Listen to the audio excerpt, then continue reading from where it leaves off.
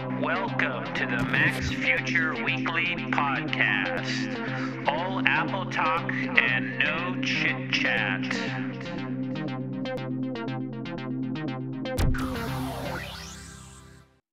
Okay, welcome to episode 119 of the Apple Podcast. This is Lex at Mac's Future, and I'm a little off schedule. Usually this comes out on Saturday, but it's post WWDC. Among other things, I'm going to talk about my predictions before WWDC and what has transpired since then. That's Apple's big conference for developers.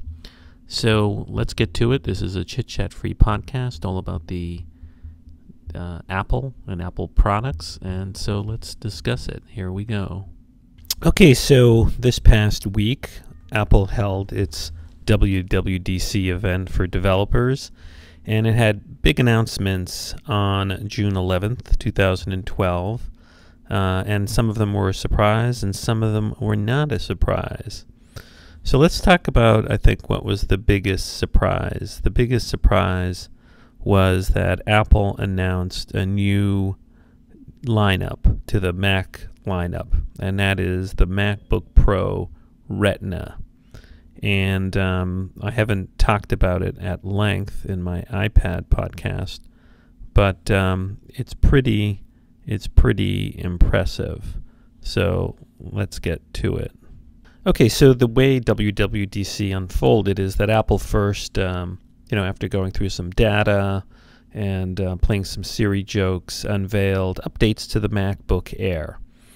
And first of all, with the MacBook Air, when they announced that there was no, announcement that there was going to be some sort of Retina screen to the MacBook Airs, they were going to have the same screen, but they were starting the price a little lower. The 11-inch starting at $999, and the 13-inch now starting at $1,199.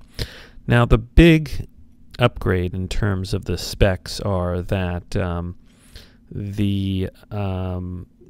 first of all, the SSD drives that Apple is putting in sort of standard in the MacBook Airs are double the speed of the SSD drives that Apple put in last year's MacBook Air. These are what are known as 6G SSD drives. 6G means that they can read-write data at around 500 megabytes per second.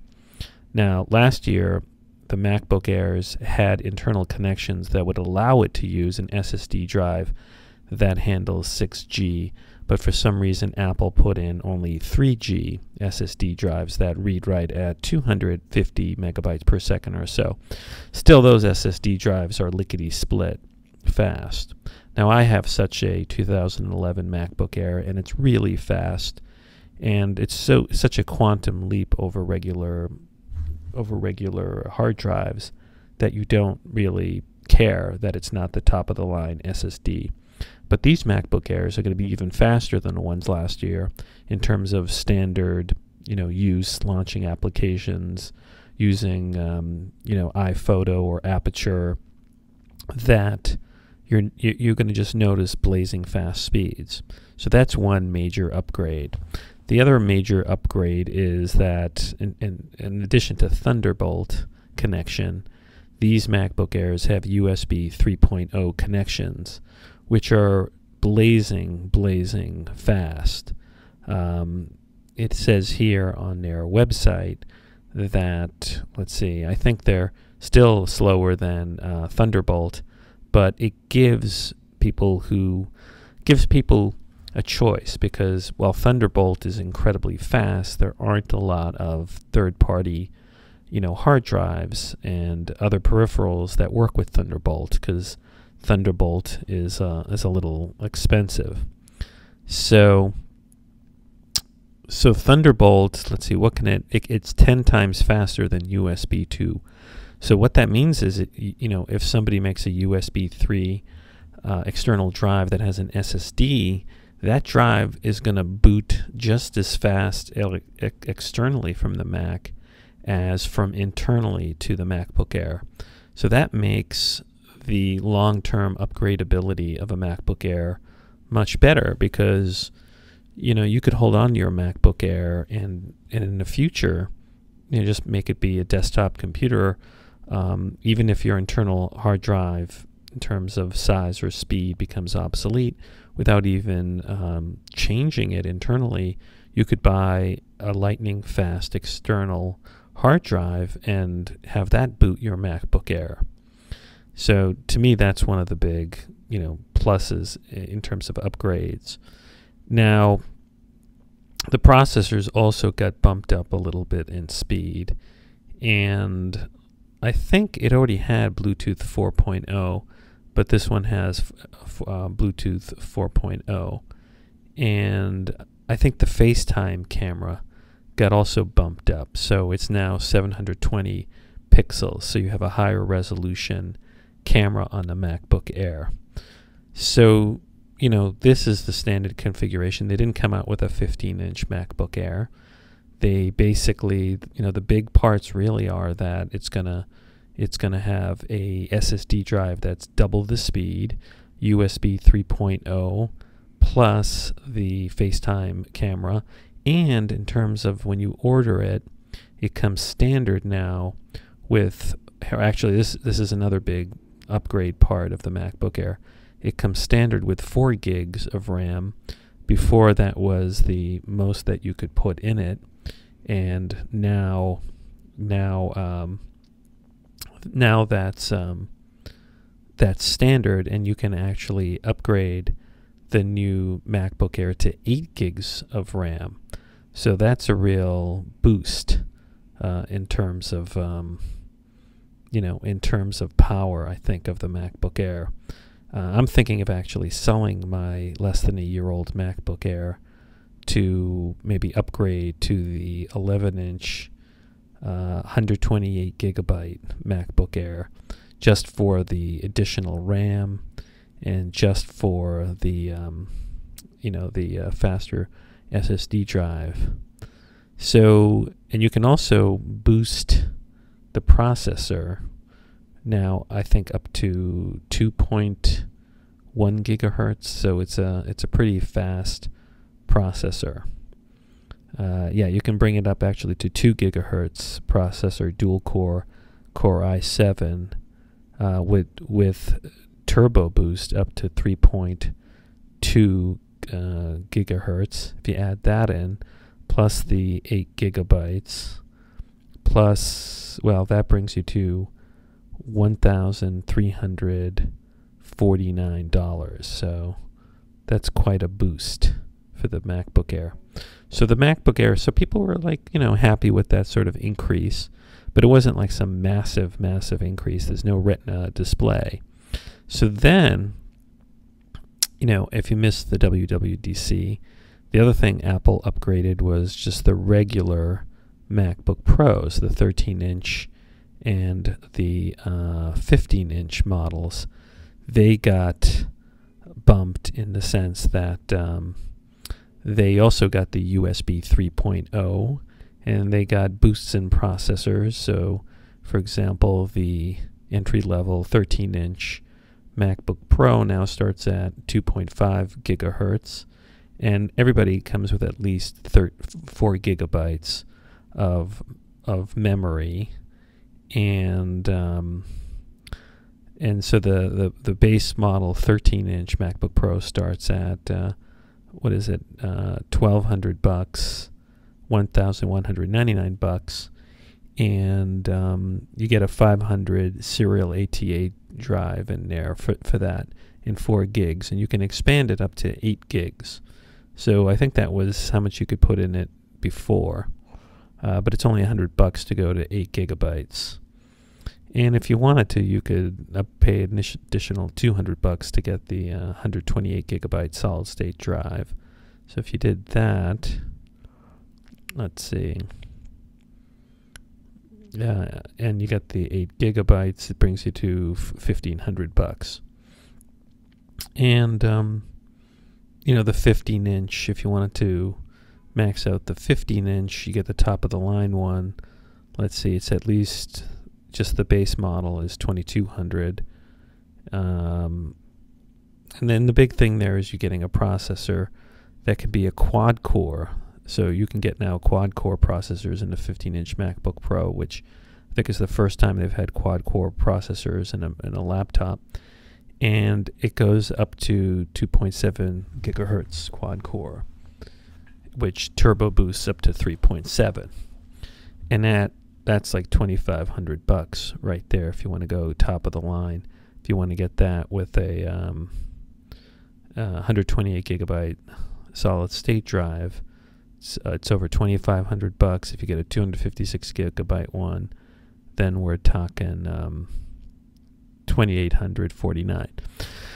Okay, so at that point, everyone's like, "That's great, USB 3.0 and all," but there was nobody really crazy excited, except Tim Cook did a sort of, and one more thing, but he said, I forget what he said. He had some sort of interesting answer, but the big thing here is that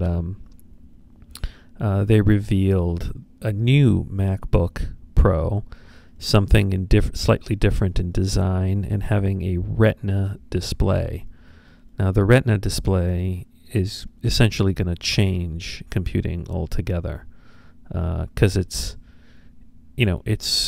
now you've got more than 200 DPI dots per square inch. So this model of Macintosh now comes at a minimum price without a discount for $2,199, and for that you get 8 gigabytes of RAM. It has no DVD or CD drive, but it comes only with solid state drives. So it comes configured with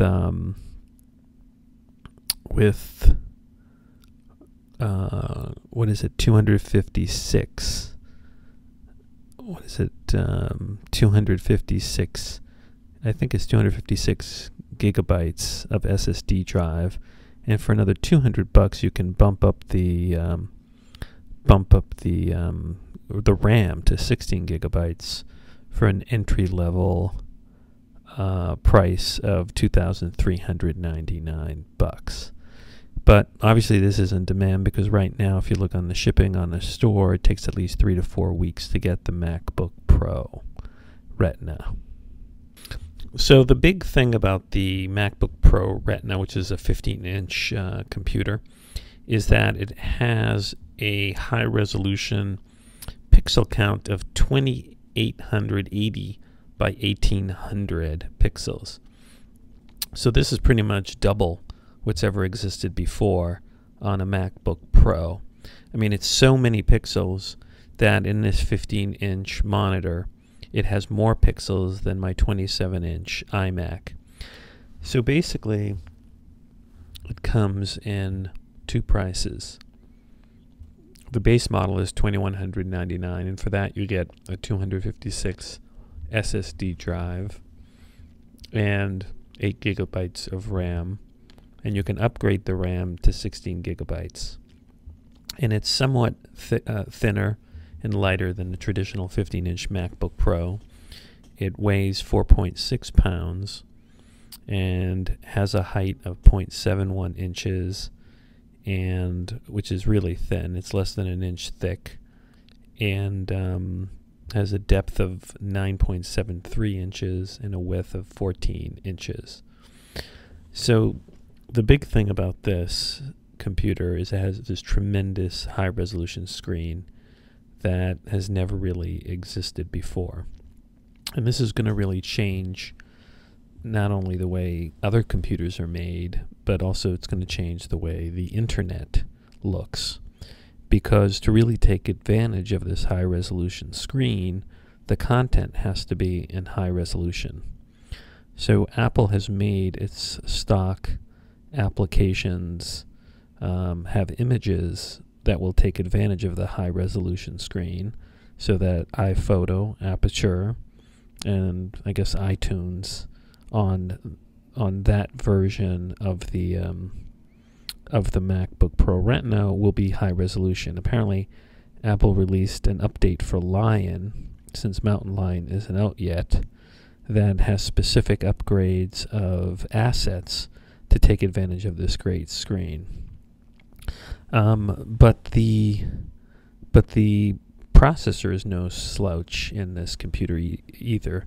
The stock $2,200 model comes with a 2.3 gigahertz quad-core i7 processor with turbo boost up to 3.3 gigahertz, and you can pay, let's see, I think you can pay $600 more, $2,800 to get a 2.6 gigahertz quad-core i7 processor with 512 gigabytes of storage. So basically, it doesn't have a DVD drive. It has SSD drives as sort of stock drives, and it has a Retina display, and it's thinner and lighter than the MacBook Airs. I mean, than the traditional MacBook Pros, the 13 inches and the 15 inches. Now, I visited an Apple store earlier, actually last week, and they already had them in stock. And I had the same sort of reaction with the MacBook Pro Retina that I did when I first held the Retina Display iPad, which is, I wasn't immediately blown away by the screen, but I was sort of a little bit disappointed with the third generation iPad that it was a little heavier than the second generation iPad. And with the 15-inch MacBook Pro Retina, I was a little disappointed that although it was lighter than the regular MacBook Pro, that it was still not super light. Because at 4.5 pounds, it's still significantly heavier than the MacBook Air, the 11-inch MacBook Air that I have. And there's something incredibly liberating to carrying a MacBook Air that's so light.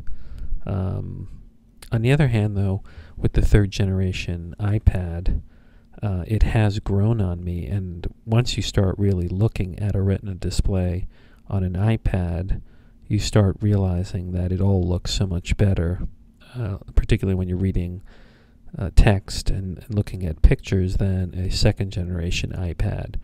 And I suppose with a MacBook Pro Retina, once you start really looking at a screen like that has over 200 dots per square inch, it becomes a different user experience.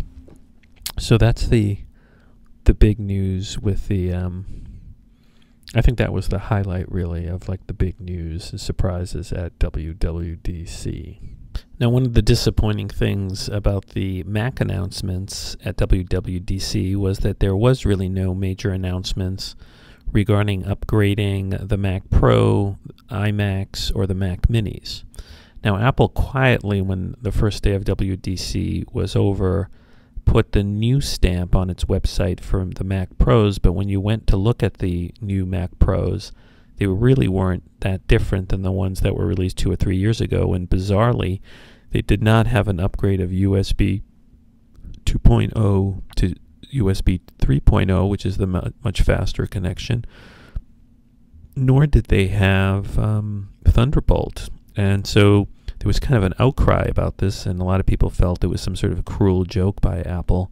A lot of developers who really rely on the Mac Pro and the expandability of the Mac Pro were sort of devastated. And then after the outcry, Apple took down the new stamp from the Mac Pro, and Tim Cook responded to someone's email by suggesting that the Mac Pros have not been abandoned and will get some sort of major upgrade, and maybe at the beginning of next year. And look, the iMacs were not upgraded, nor the Mac Minis. Now, I expect that this summer, my guess is that, in the past, if you look at it, Apple doesn't just upgrade all the Macs at one time. I was hoping that Apple would do that, but Apple likes to roll it out, and I wouldn't be surprised if, as the summer goes by, Apple suddenly announces new iMacs and new Mac Minis. I do think that the Mac Pro will be the last one upgraded because it's probably the least significant in terms of sales for Apple. but the iMacs still sell a lot, and the Mac Minis are pretty significant also. So my guess is that in the coming weeks, you're going to first see the iMac upgraded. Now, will we get a Retina Display iMac? I think that's going to be very hard for Apple to do, particularly with the 27-inch iMac. Now, maybe Apple can get away with it with the 21-inch iMac, but my guess is that this first Retina display in the Mac is going to be limited to the 15-inch iMac because of the cost alone. It's probably going to cost a fortune to turn a 27-inch screen into a Retina display. Because then what are you going to have, like pixel density of 5,000 by 3,000? So I think the next iMacs are going to have USB 3.0, and they're probably going to have the faster SSD drives that are now in the MacBook Pros, MacBook Pro Retinas, and the MacBook Airs. And the same for the Mac Mini. The Mac Mini is probably going to get USB 3.0. The iMac currently already has Thunderbolt, so that's pretty much the main thing that's going to get upgraded. Okay, so then the next area of announcements for Apple came regarding the latest developers preview of Mountain Lion, and Apple's announcement that Mountain Lion will be released to everyone in July, and that the upgrade price is only going to be $19.99. And you're going to be able to upgrade for that price not only from Lion, but from Snow Leopard. So if you're still stuck using Snow Leopard on your Mac, now's a great chance to upgrade to Mountain Lion. Now, if you recall, Apple already released a preview of Mountain Lion to developers several months ago. So a lot of the features that Apple went over in WWDC already existed. But to me, the biggest feature that Apple announced and rolled out with the fourth preview of Mountain Lion is built-in dictation. It's almost Siri-like into old Macs and Mountain Lion. And to me, I think this is going to be sort of a paradigm change for the way computing's done, because I think I've talked about this before. My view is the first paradigm in computing, was the advent of the computer as like mainframe computers. When back in the 60s and 50s, you had these huge rooms filled with hardware, and that was the origins of computing, right? It was like these big machines. And then in the 70s, with companies like Apple, with the first Apple and Apple II, there was the concept of the personal computer, where you could have your own dedicated device that you would type into. And that was the second paradigm, just having any sort of miniaturization that individuals could then own computers. But the third paradigm was when Apple took Xerox's idea of the windowed interface and the mouse and ran with it and implemented it in the first commercially viable computer, the Macintosh. And we've been essentially in the third paradigm of computing for a very long time, until the advent of the iPhone and the iPad with touch computing. Because we've had touch interfaces before, but they've never been really implemented in a highly commercial, highly successful way, as they have been first with the iPhone, then the Android smartphones, and then the iPad. So we're in the fourth paradigm. But it's always been the dream of people to talk to computers. I mean, if you go back to 2001: A Space Odyssey, and any science fiction TV show or movie, including Star Trek, you always see, in the future, people talking to machines and the machines talking back. I mean, it's been long the realm of science fiction that there are robots that talk back to you, or computers that talk back to you. And companies like Dragon have been selling voice recognition software for, I guess, like 2 decades now. But we really haven't had an easy voice dictation, because you generally have to teach the software how to recognize your voice, and you have to wear usually these headphones. But Apple has just announced that in Mountain Lion, there's going to be built-in voice dictation that works with the cloud. And this is pretty impressive, because up till now, you'd have to buy some software and you'd have to install it on your computer. And basically, Apple has made it easy. Anywhere that you can type text on the Mac, you can trigger voice dictation just by double pressing a designated key. The default designated key is the function key on the left side of the keyboard. If you just double click that, it launches a little dictation field that's very similar to the sort of dictation field you get on the iPhone 4S when you're doing voice dictation on the iPhone 4S.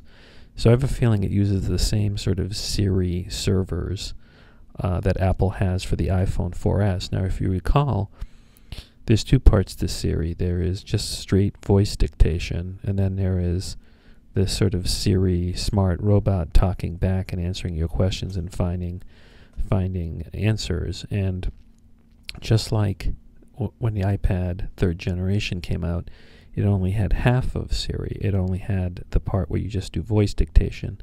So it looks like Apple's going slowly with Mountain Lion. So Mountain Lion is only going to have just voice dictation and not Siri, like answering questions, that sort of thing. So to me, this is like a very exciting part of Mountain Lion, and I think it's really going to change the way computing is done. I mean, just imagine if you just like sit on your computer, if you could get a lot done just by using voice dictation. And from what I've heard and what people have reported on the internet, it's pretty good. It's working pretty good. But there's other features that weren't announced before that are in Mountain Lion. If you happen to have an SSD drive Macintosh like the MacBook Air, it now has something called Power Nap in the settings. So you could set that on so when the Mac is asleep, it will still get in the background because it doesn't have a spinning drive. It will get updates of mail, contacts, calendars, reminders, notes, photo stream, Find My Mac, and documents in the cloud.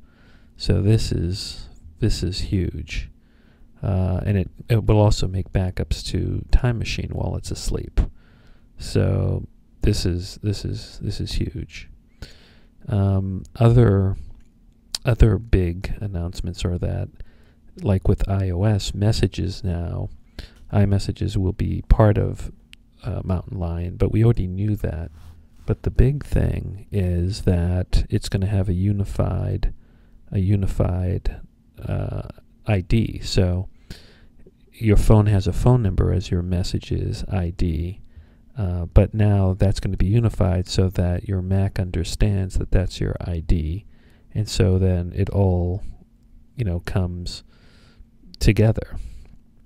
Because I think in the beta of messages, it's been kind of a little frustrating in that you might start on the computer, but because you're using your Apple ID email, Apple viewed that differently than your phone number.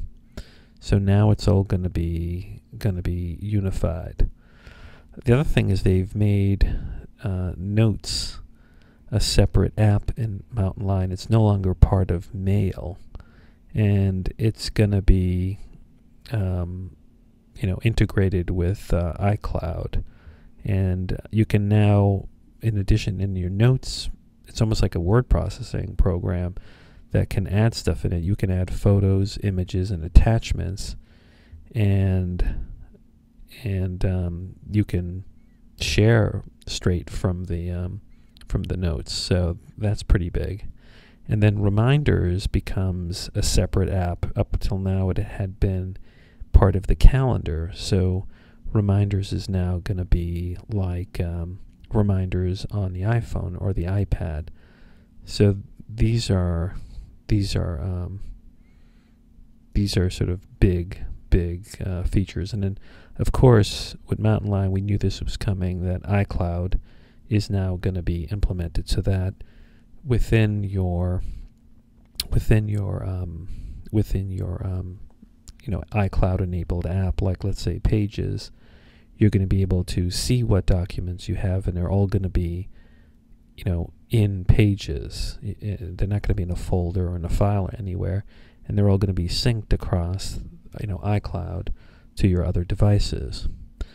The other thing is Safari. We knew this before. It gets rid of the separate search area and becomes one unified search area. But also, Safari is going to have Icloud Tabs syncing. So in Safari, you're going to be able to go to a button that looks like a cloud and see what other tabs you have open on your other Macs or your other iOS devices that are also logged into iCloud. So that's also like a big upgrade. And in addition to that, you're going to have Facebook integrated, just like Twitter. You're going to have Facebook integrated into Mountain Lion. So it says here, with built-in Facebook support, you can share what's with you right from the app you're in. You're going to be able to post photos or links, add comments and locations, just sign in once, and you're all set up. And it says OS X adds your Facebook friends and their other profile photos to contacts so you can find them fast. That's if you allow it to. I'm a little hesitant to have Facebook in every aspect of my life because Facebook likes to track me, and I'm not too thrilled with being tracked. It says when friends update the information on Facebook, it automatically is updated on your Mac. Your Facebook notifications show up in Notification Center, and you even update your status right from there. So these are some of the huge things that are part of the upgrade to Mountain Lion, and who knows, there might be some additional features that are revealed before it is released to everybody in July. So I think it's a pretty nifty little upgrade. Okay, so the other big thing that was discussed on WWDC was iOS 6. Apple announced, or Scott Forstall announced, that iOS 6 is coming this fall. Obviously, it's going to be released with the launch of the next iPhone, which is probably going to be iPhone 5. And they released to people in a developers program the beta of iOS 6. And iOS 6 has a number of big features, the biggest of which are Apple now has its own mapping service and is ditching Google as the default map that's built into the operating system. That means not only will there not be a Google map that comes standard with the new iPhone, but also the standard map API that developers can use for their apps is not going to be Google. It's going to be Apple's own mapping service. And apparently TomTom has a partnership, and so does Yelp, with Apple's mapping service. So there's going to be Yelp information on businesses in the map, and there's going to be TomTom turn navigation. And Maps is also going to have a 3D feature, which is that through satellite or even non-satellite photos, you're going to be able to see a 3D virtual world. So that's the big announcement for iOS 6. We sort of knew that was coming. Siri has been updated so that Siri has more features now. That in addition, it's taken some of the stuff that was in the jailbreaking tweaks to Siri. The big additions to Siri are now you can launch apps from Siri. You can say launch Angry Birds, and it'll launch Angry Birds. The other big thing about Siri is that now the full version of Siri comes to the 3rd generation iPad. So that now, in addition to voice dictation, has Siri. But also, apparently Apple has made partnerships to give Siri more content. So while Siri can search the internet, it also, we know from the get-go last year when it was launched, Apple had a partnership with Wolfram Alpha. Wolfram Alpha gave Siri certain abilities, like the ability to do math and to get certain information that's on Wolfram Alpha. But now Siri has other content. Siri can, for example, look up the players and scores and stats for your favorite sports teams, particularly baseball, and I assume football and hockey and such, and it presents it in a very nice sort of card. Also, Siri can look up movie information and show times near you, or find the best restaurant in town and make reservations. And you can also track flights and just say launch flight tracker and open Where's My Water, which is the in terms of launching apps. So Siri has gotten much more powerful.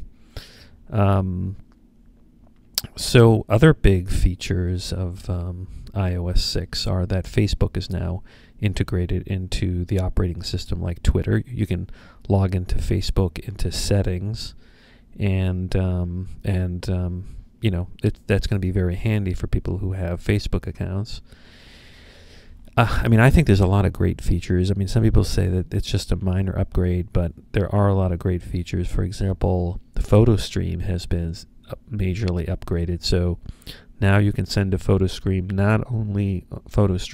of your photos, not only just to other devices or computers that are logged into your account, but you can share them with other people who've got iOS 6 on their iPad or iPhone, or share a photo stream to a public website, and just limit it to some people who get the photo stream, as opposed to having it be all public. So this is a huge upgrade because Apple wants to compete with Facebook and other providers that like Instapaper, that allow you to share photos and videos. And actually PhotoStream only works with photos, not videos yet. So hopefully that will come too. Other big additions are Apple has announced this new thing called Passbook, which is going to be an app that is going to have secure digital passes or secure digital tickets in one secure place. And it's basically, if you think about it, it's the word passport and checkbook combined to be Passbook. So at the beginning they're saying that Passbook is going to have things like your Target, Target cards, or your Starbucks cards, or your Fandango movie tickets, or your Amtrak movie tickets, or your Apple Store, I guess, credits, or airline tickets. So eventually this Passbook program is going to be like a digital wallet. I think it's going to be very, very powerful, and I think a lot of providers are going to opt into using it as a means to connecting with people who have iPhones or iPads. So that was another big announcement. And then FaceTime is now going to also work over cell phone data connections. So that's a big, screw you to the telephone companies, because basically it allows you to make a free phone call over your digital data using FaceTime. It would be nice if you could opt to just use FaceTime without video and just audio. I know FaceTime, a lot of the time you make a FaceTime call and you have a sort of wacky connection, the video struggles. And what else? The phone app got a new interface in the sense of when you get a phone call now in iOS 6, instead of answering or declining, you're going to have the choice of replying with a message or having you be reminded later. So it's a nice little tweak. And if you wanted to be reminded later, you can choose either that you'll call later, or based on where your geolocation is. So that's another big update. Mail has gotten better because now there's a VIP box. So if you designate someone as a VIP, then their mails will show up in a special VIP box that I guess is right below the inbox, the unified inbox. You can also quickly reorganize the order of your accounts if you have multiple accounts on your in your mail. The other thing in mail now is that you're not going to write within mail when you're composing an email. You're going to be able to add photos and videos, just like where you press your finger where to add text. There'll be an arrow to the right of that bar, and if you click the arrow, it'll give you the opportunity to add photos and videos. Safari also gets upgraded, and Safari has several big tweaks, including the reading function, the reading list, now will automatically save whatever you've saved to the reading list so that you can read it offline. So this basically competes with services like Instapaper, because now on your Mac, if you save a whole bunch of articles to your reading list to your iPad, and then you're out of internet connection on your iPad's still going to be able to allow you to read those articles, or the same with your iPhone. And as I mentioned with Mountain Lion, you're also going to have in the browser of Safari Icloud Tabs, so that if you want to see what tabs you have open on your other devices that are not with you, or your Macintosh, you just click the Cloud button in Safari, and you're going to be able to get your links or your tabs that are open. So that's huge. Plus, there's full screen landscape mode in iOS 6. So there's a lot of new tweaks. One of the more interesting and helpful for businesses, iOS 6 now comes with guided access, which essentially means if you turn that on, you can lock somebody so that they can only use a certain app that you are allowing them to use. And so they said this might be good for kids who are very autistic if you want to give your iPad to them, but you don't want them to use any other app, then they're going to be locked in a certain app. But this is also good for businesses, because if you, let's say, running a museum and you want to give out iPads to people viewing stuff in the museum and looking at your museum app, you don't want people to go to other parts of the iPad. So this will, I think, be good for businesses as well as families. A lot of families are going to like this, because if they have young kids, they don't want them to go to the App Store. They don't want them to mess around and delete other apps. And this would allow you to, I guess, lock somebody out and only let them use a certain app. So guided access is pretty cool. I mean, there's so many tweaks in this. Find My Friends has a great new tweak now. So in addition to tracking where your friends are, you can get notifications as to where they are, and alerts as to, location-based alerts, like give me an alert when they get close to my house, or give me an alert when they get to a certain place. And this could be also great for, if your kid has an iPhone and they're going to school, you can have an alert that tells you when your kid's, gotten to school. So very cool stuff. So Find My iPhone also gets nice little tweaks. Now, let's say you lose your iPhone and you use Find My iPhone, you can immediately lock your missing iPhone with a 4-digit passcode, and it will send a message displaying a contact number. That way, as the Apple's website points out, a good Samaritan can call you from your lock screen without accessing the rest of the information on your iPhone. And also, while in lost mode, your device will keep track of where it's been and sort of create a map reporting back to you anytime you check in with Find My iPhone app. So, this kind of evidence could be used later to maybe arrest anybody who stole your iPhone. So the lost mode is pretty cool. Other new features are, Chinese users of the iPhone are going to have all sorts of Chinese features built in, like Chinese search engines and Chinese internet services in China, as well as Chinese language being supported. So it's a huge market. And also all the app stores are going to be remodeled. And one thing already people have noticed is that it looks like podcasts are not going to be in iTunes anymore in iOS 6. And right now it's not in there. If anyone has iOS 6 and iTunes, there are no way to get podcasts now. And most likely it looks like Apple's going to come out with a separate podcast app that totally makes sense. I've been using a third-party podcaster app because it's just more convenient. One thing that I always found annoying on iOS 5 and its predecessor iOS is that you cannot download podcasts over a certain size over a cell phone data connection. But Apple did allow third-party apps to download podcasts that are greater or than a certain size over 3G or other types of cell phone data. You just have to give it permission. So I just hope that Apple comes out with a podcast app. Some say that it's also going to be a podcast app that allows you to create podcasts and easily publish them. Well, that would be interesting too if Apple did that. But there are many, many more tweaks.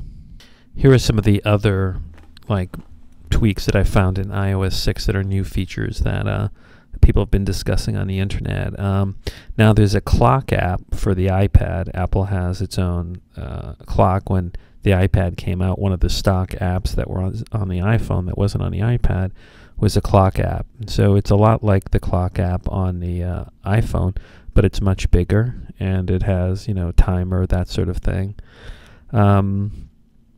You also have in settings a do not disturb feature where you can basically say during a certain period of time or all day or even a part therein, you don't want to be disturbed. And also you could say certain people can disturb you. Now the do not disturb feature, the symbol is like of a moon at night, and when you put it on, you basically are not going to be disturbed during certain times of the day. What else? There's a new share button that has sort of a popover, so when you share, a number of things pop over. So for example, if you click the share button now, like a screen pops over and you have a choice of mail, messages, Twitter, Facebook, add to home screen, print, add to reading list, bookmark, or copy. So it's a more elegant way of looking at how to share within iOS 6. What else do you have?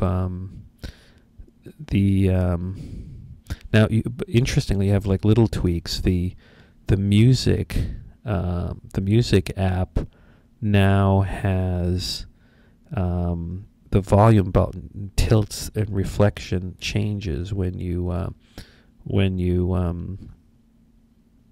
tilt the iPhone, which is kind of interesting. So let's see, if you play a song, and let's see, the volume button actually, it's not real metal, but it's just a little fake metal digital thing on your iPhone. But when you tilt it, it actually looks like real metal tilting. So this is just a little tweak. Another tweak is that Safari, I think in the past, was limited to a certain number of tabs, and I think it can go up to now like 25 tabs, so you can have many, many, many more tabs open. Now some people were complaining why the iOS 6 will not work on the first generation iPad, and I was thinking maybe this is one reason. Maybe one reason is if you do 25 tabs on the first generation iPad, maybe that'll crash the first generation iPad, and so maybe that's why Apple doesn't want iOS 6 on the first generation iPad. There's also new what do they call the emojis? These are the little symbols, the Japanese symbols. Now there are little symbols that have gay couples, which are kind of cool. So other things that are new is if you the iPhone or the iPad allows you to teach it new words, and they'll be stored in the cloud, so then you don't have to update the new words onto other devices. And also the status bar now, depending on the app, it will match the color of the app. I mean, the traditional status bar is black, but let's say you launch Mail, the status bar turns blue to match the blue of the Mail app, and I guess it's going to do that for more and more. The Reminder app now has different dates for reminders as a footer. So the Reminders app has been tweaked a little bit, and it now has dates at the bottom of the app that make it easier to sort of scroll forward in terms of other dates. So the Reminders app is almost like a calendar now in some respect, as it's easier to flip through different dates. Okay, so there are other cool little tweaks that will make iOS 6 better.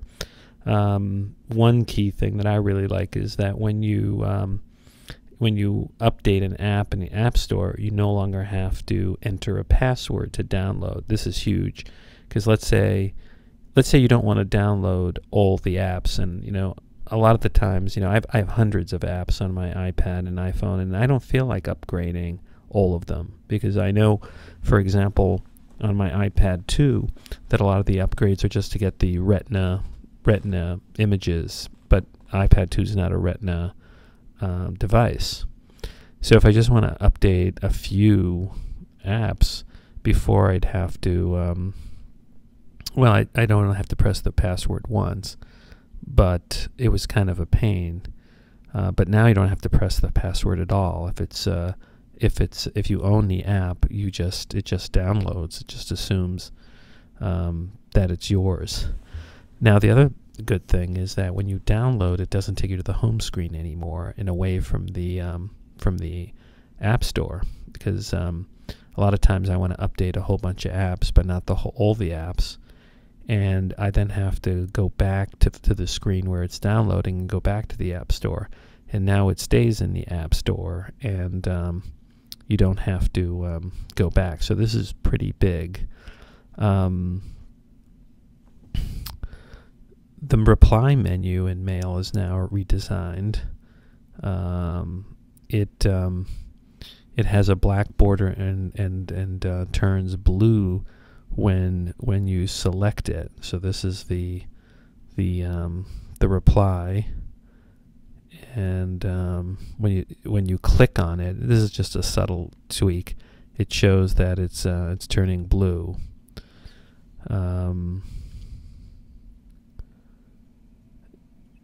You can now select multiple groups and contacts. You couldn't do that before. And the YouTube app now allows you to share via message, so that's cool. Another cool thing is that the Spotlight now shows you past messages even if you deleted them. So that's another very good little tweak that you have in there.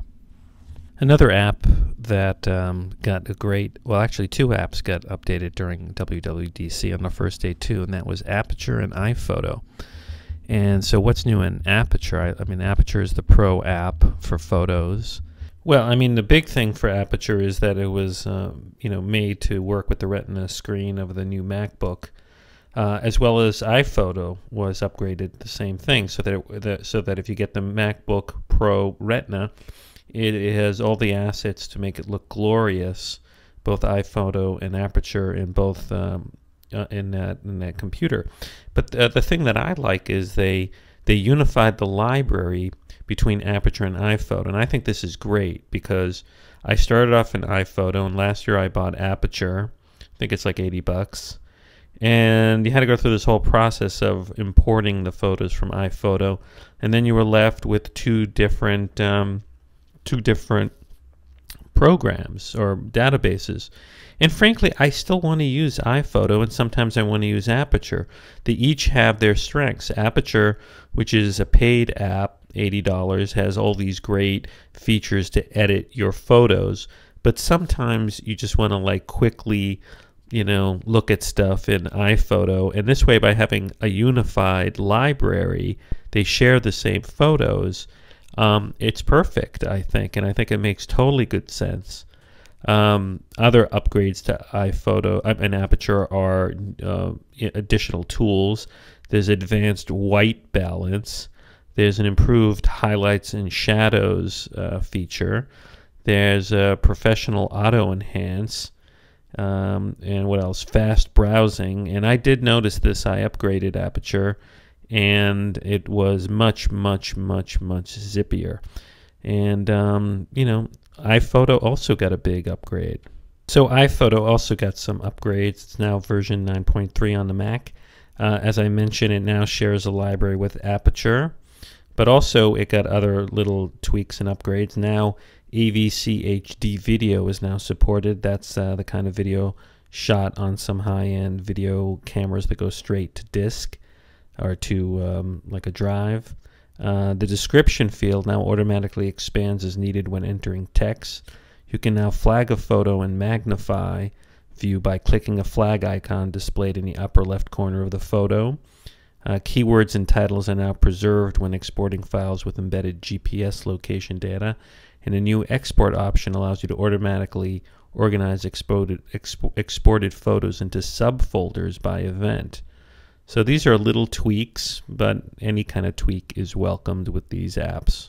Okay, so finally, as I recorded this, Microsoft had a big sort of last-minute surprise announcement that it gathered a whole bunch of people in Los Angeles, and Steve Ballmer was there, and Sanofsky was there, and essentially they announced a sort of rival to the iPad, a Microsoft hardware branded tablet called Microsoft Surface Tablets, and it's more than one tablet.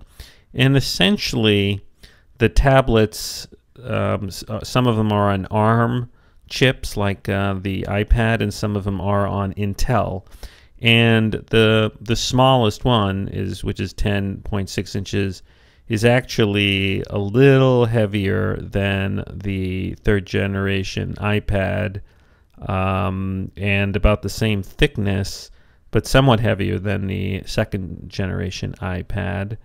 And they have like a special keyboard cover and a built-in stand and a pen, and these, and then also have a Pro version that is significantly heavier than the iPad third generation, and it runs an Intel chip. The cheaper one, or the smaller one, is 32 gigabytes and 64 gigabytes in storage size. And they made a big deal out of this, and that it runs Windows 8 RT and can run, the Intel one can run any Windows app. So they didn't announce pricing. I haven't seen pricing. So this is going to be obviously Microsoft's big push to compete with Apple in the threat of like the iPad. Obviously price is going to be a big factor here, so we'll have to see if they can get the cheapest Surface down to $500. And even if it's the same price, it's gonna, the Intel one can run regular Windows apps. The one that's the ARM chip is not going to run regular Windows apps. So the question is, that one, if it just matches the iPad in price, how is that going to do?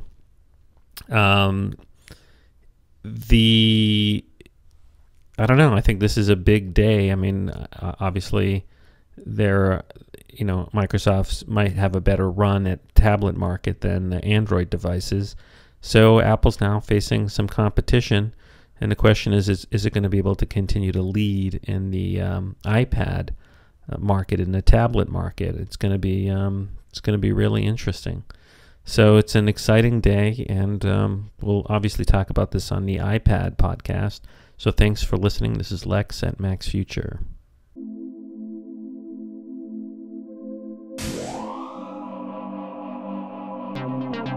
This has been a Max Future production.